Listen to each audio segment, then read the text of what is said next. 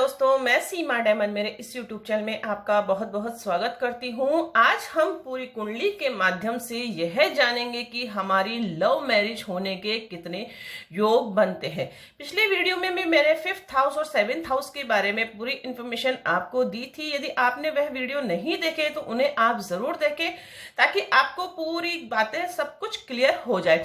आज हम कुंडली के माध्यम से ऐसा कौन कौन से योग होते हैं, यानी कि आप एक नजर में ही यह देखकर बता सकते हैं किसी को भी कि आपकी लव मैरिज होगी या फिर अरेंज मैरिज होगी, या फिर आपके लव अफेयर्स होंगे कि नहीं होंगे। लव अफेयर्स एक अलग चीज है। लव यदि हम करते हैं उसका नेक्स्ट स्टेप यही होता है कि हम परिणय सूत्र में बंधे अर्थात शादी करें। तो कुंडली के माध्यम से हम किस तरीके से ये जान सकते हैं, अर्थात कौन कौन से ग्रहों की युति के कारण हमारे जीवन में लव होता है और वह फिर मैरिज में कन्वर्ट हो जाता है। तो चलिए आइए जो जानते हैं दोस्तों। सबसे पहले हम ये भली बातें जानते हैं कि हमारा 5th हाउस हमारे ज्ञान का है, विद्या का है, और हमारे लव अफेयर्स का भी यह घर माना जाता है, अर्थात प्यार का, संतान का 5th हाउस माना जाता है कुंडली के अनुसार। और 7th हाउस आप भली बातें जानते हैं, डेली वेजेस की इनकम के लिए, व्यापार के लिए भी देखा जाता है। और उसके अलावा 7th हाउस हमारा मैरिज का भी होता है। बहुत सिंपल वे में मैं आपको समझाने का प्रयास करूंगी, आपको बहुत ही अधिक अच्छे से समझ में आएगा। यदि 5th हाउस का मालिक और 7th हाउस के मालिक की युति हो रही है कहीं पर भी, यानी कि 5th house plus 7th house, इन दोनों की युति कहीं पर भी हो रही है, तो आपके लव मैरिज होने के योग बहुत अधिक प्रबल होते हैं। अब यह युति आपकी दृष्टि संबंध से भी हो सकती है। अब दृष्टियां क्या होती है मैंने पिछली वीडियोस में बहुत ही अच्छे से क्लियर कर दिया है। यदि आप पहली बार मेरे इस चैनल पर आए हैं तो पिछले वीडियो बहुत ही अच्छे से देखेंगे तो आपको हर चीज क्लियर होगी। अब यह युति यदि आपकी कुंडली में कहीं पर भी हो रही है, 6-8-12 घर में भी हो रही है, तो भी आपके लव मैरिज होने के योग पूरे पूरे बनते हैं। क्योंकि प्यार का घर मैरिज के घर से जुड़ गया है, तो इसका मतलब यही है कि आपने जिससे भी प्यार किया है उससे आपकी शादी होगी। अब यह कितना स्ट्रॉन्ग युति हो रही है उसके अकॉर्डिंग आपकी शादी में परेशानी नहीं होगी। यदि किसी भी पाप ग्रह का योग है या फिर किसी भी पाप ग्रह की दृष्टि है तो फिर शादी होने में दिक्कतें होती है। वह पिछली वीडियो में मैंने आपको बहुत ही अच्छे से बता दिया है। अब ये 5th हाउस और 7th हाउस की यदि युति 6-8-12 घर में भी हो रही है तो भी आपके लव मैरिज होने के योग बनते हैं। लेकिन थोड़ा सा संघर्ष होगा जीवन में रिश्ते की प्राप्ति के लिए, यानी कि माता पिताओं का सपोर्ट नहीं मिलेगा, समाज का सपोर्ट नहीं मिलेगा, इंटरकास्ट मैरिज भी हो सकती है। इस तरीके से योग बनते हैं। अब यही योग यदि आपके लग्न कुंडली में नहीं बन रहे हैं तो एक बार आप नवांश कुंडली भी देख लीजिए।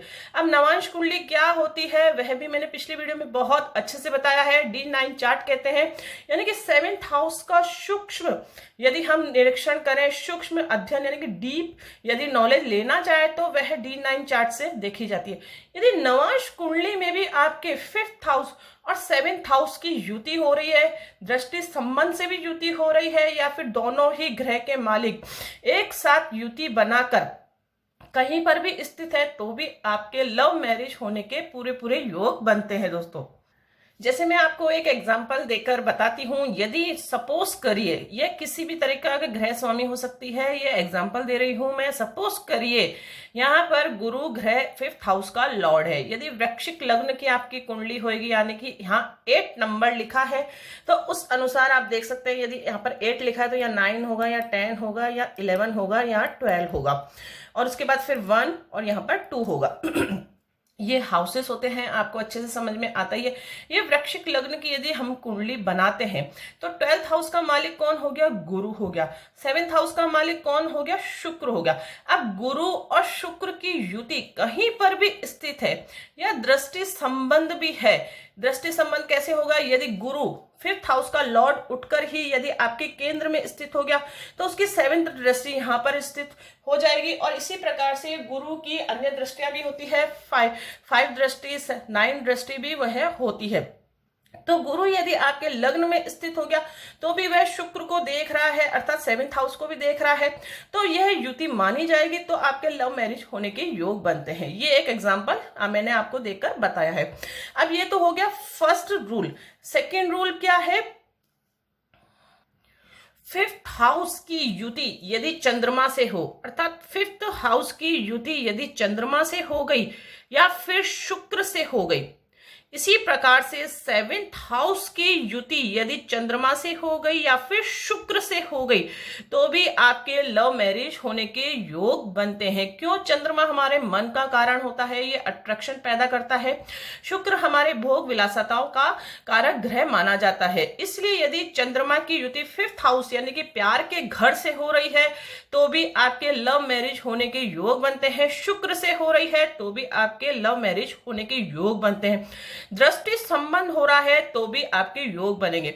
अब दृष्टि संबंध कैसे होगा? यानी कि यहाँ पर सपोज करिए गुरु ग्रह यहीं पर स्थित है और चंद्रमा अगर यहाँ पर स्थित हो गया तो 7th दृष्टि उसकी 5th हाउस पर पड़ेगी, यानी कि दोनों का दृष्टि संबंध हो गया तो भी आपके लव मैरिज होने के योग बनते हैं। इसी प्रकार से शुक्र यदि यहाँ पर स्थित हो गया, गुरु यहीं पर है, एग्जाम्पल देकर मैं आपको समझा रही हूं, यह युति कहीं पर भी हो सकती है, कोई से भी घर में हो सकती है, बहुत से कॉम्बिनेशन बनते हैं, लेकिन आपको यही चीज याद रखनी है कि 5th हाउस का यदि संबंध चंद्रमा से हो गया या फिर शुक्र से हो गया, इसी प्रकार से 7th हाउस का संबंध यदि चंद्रमा से हो गया या फिर शुक्र से हो गया, 7th हाउस यहां पर है, सपोज करिए चंद्रमा यहां पर ही स्थित है, शुक्र यहीं पर ही स्थित हो, तो भी आपके लव मैरिज होने के प्रबल योग बनते हैं। इस तरीके से ये युतियां आप यदि याद कर लेंगे तो कुंडली उठाते से ही एक नजर में ही आपको पता चल जाएगा कि हाँ ये जातक के लव मैरिज होने के योग बनते हैं। नवांश में भी यदि इस तरीके से योग है तो भी आपके लव मैरिज होने के योग बहुत अधिक बनते हैं। अब तीसरा मोस्ट इंपॉर्टेंट योग क्या होता है? यदि आपकी युति शुक्र और मंगल की युति कहीं पर भी स्थित है, यानी कि शुक्र ग्रह और मंगल ग्रह एक साथ बैठे हैं या फिर दृष्टि संबंध है, दृष्टि संबंध आपको बहुत अच्छे से क्लियर होगा। हर ग्रह की अलग अलग दृष्टियां होती हैं, मंगल की 3 दृष्टियां होती है, शुक्र की केवल 7 दृष्टि होती है। यदि दृष्टि संबंध भी है तो आपके लव अफेयर्स तो होंगे। लव अफेयर्स क्यों होंगे? क्योंकि शुक्र हमारे भोग विलासिताओं का कारक ग्रह होता है और मंगल हमारे जो हमारी ऊर्जा होती है उसका कारक ग्रह होता है। पराक्रम का घर, ये पराक्रम का ग्रह भी ये कहलाता है। तो यह लव अफेयर्स तो आपके करवाएगा, फिजिकल रिलेशनशिप के लिए ही केवल ये लव अफेयर्स होगा, यानी कि आपको प्यार में धोखा मिल सकता है यदि आपके शुक्र और मंगल की युति आपकी कुंडली में, यानी कि अफेयर्स तो होगा लेकिन शादी के योग आपके नहीं बनेंगे।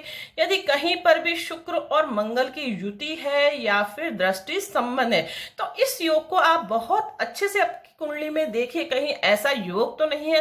तो आपके लव अफेयर्स तो होंगे बहुत से, शादी के बाद भी इस तरीके से लव अफेयर्स हो सकते हैं, लेकिन वह कभी भी शादी में परिणत नहीं होंगे। केवल एक हम जो टाइम पास हम कह सकते हैं या फिर जो मैरिज लाइफ से पहले कितने अफेयर्स होते हैं उस तरीके से यदि अफेयर्स होते हैं, आपके लव अफेयर्स होते हैं, तो वह इन ग्रहों की युति के कारण होते हैं।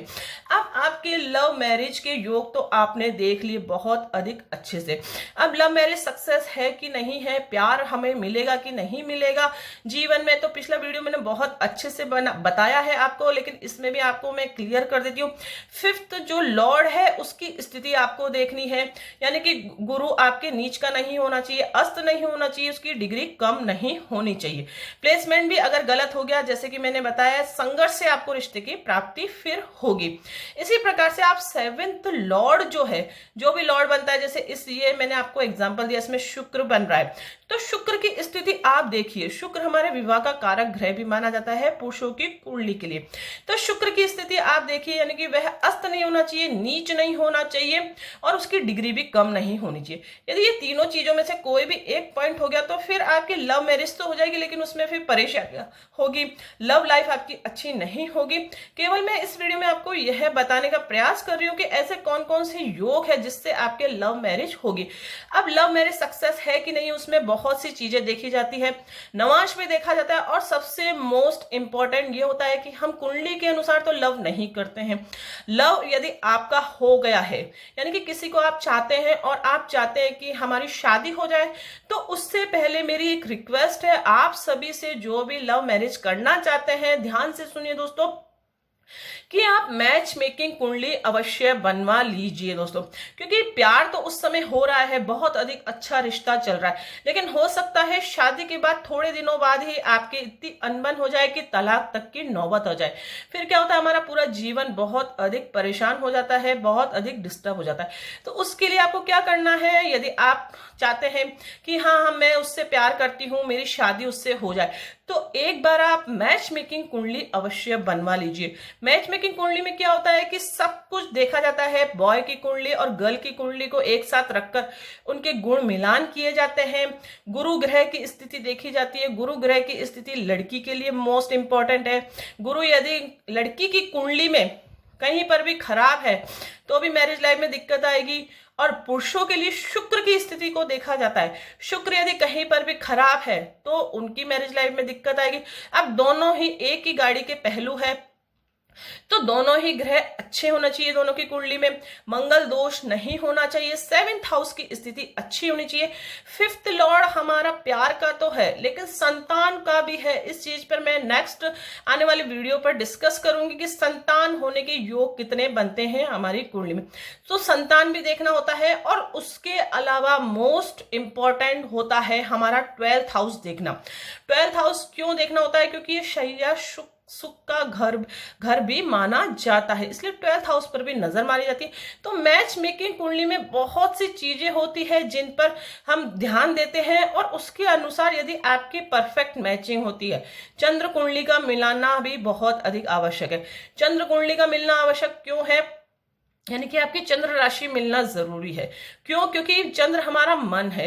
यदि दो व्यक्तियों का मन एक जैसा होगा, एक जैसे विचार होंगे, तो आपके जीवन में कभी भी कोई भी दिक्कत नहीं आएगी।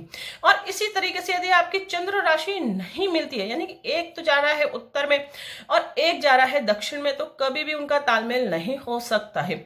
इसलिए मैच मेकिंग कुंडली आप अवश्य बनवाएं दोस्तों। ये बहुत ही छोटी सी इंफॉर्मेशन मैंने बहुत ही शॉर्ट वे में आपको दी है। यदि इस तरीके से योग आपकी कुंडली में कहीं पर भी दिखते हैं तो आपके लव मैरिज होने के योग बनते हैं। बहुत से मेरे पास कमेंट्स आते थे, इसलिए मैंने ये वीडियो बनाया है। आपके जीवन में यदि आप चाहते हैं कि किसी टॉपिक पर मैं वीडियो बनाऊं, तो प्लीज कमेंट्स के द्वारा मुझे जरूर बताएं कि आप किस टॉपिक पर वीडियो चाहते हैं दोस्तों। और यदि आपको वीडियो पसंद आए तो इसे आप लाइक जरूर करें, दूसरों के साथ भी इसे शेयर अवश्य करें, और कमेंट्स के द्वारा प्लीज जरूर बताएं कि आपको वीडियो कैसा लगा। हो सकता है आपके पास भी कुछ अच्छी इंफॉर्मेशन हो जो कमेंट्स के द्वारा मुझे आप जरूर बताएं। तो उन टॉपिक्स को मैं ध्यान में रखते हुए नेक्स्ट वीडियो लाने का प्रयास करूंगी। तो मिलते हैं नेक्स्ट वीडियो में कोई इंटरेस्टिंग टॉपिक के साथ। तब तक के लिए thank you and bye bye.